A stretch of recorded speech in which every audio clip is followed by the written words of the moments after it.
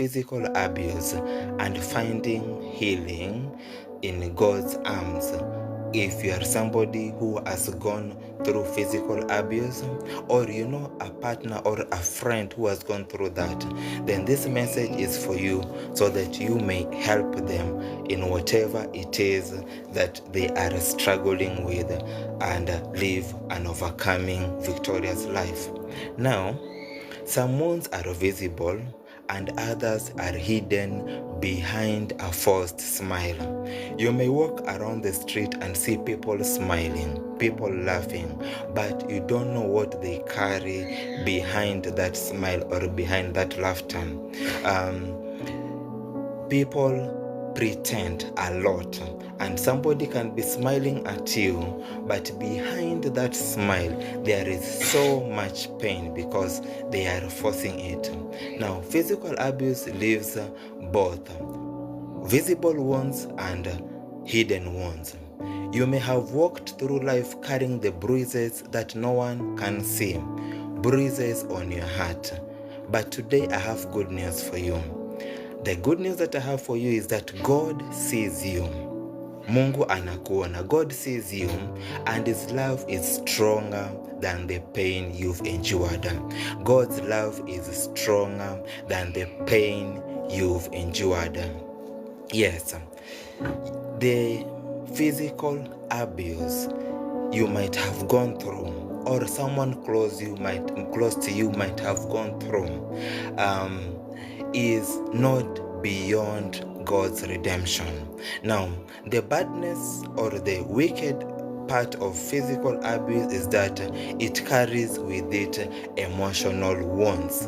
Physical abuse carries with it emotional, hidden wounds within your heart.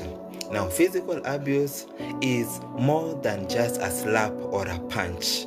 It is more than just a beating.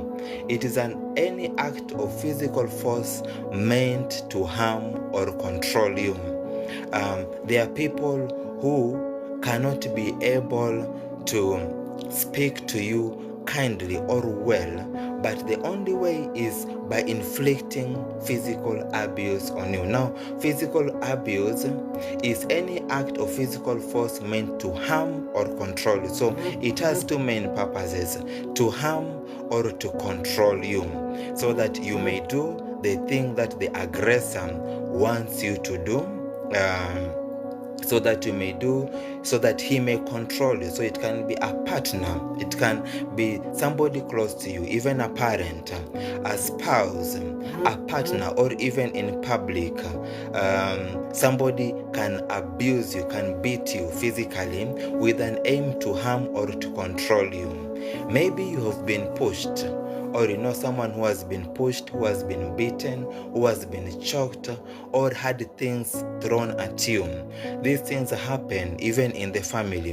When you are maybe in a marriage and your partner, your husband or your wife wants to force you to do something, they can choose to choke you, they can choose to throw things at you, and they can choose even to push you. Yes, so that to show you, this kind of abuse is to show you that you are powerless. It is to tell you that you are powerless. But God's word says you are fearfully and wonderfully made.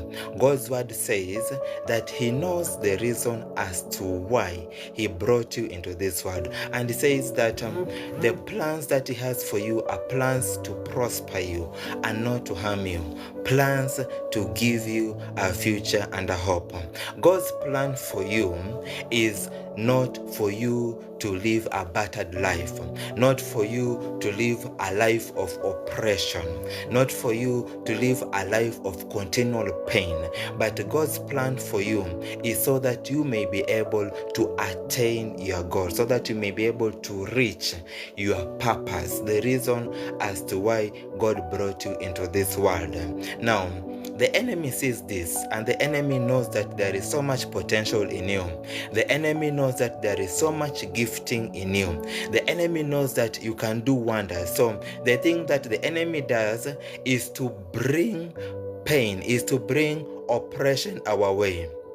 That is a plan of the devil, to bring abuse our way when we are young, to bring abuse our way when we are like little children or young in age, so that this abuse may cripple us and make us not attain that which God has in store for us.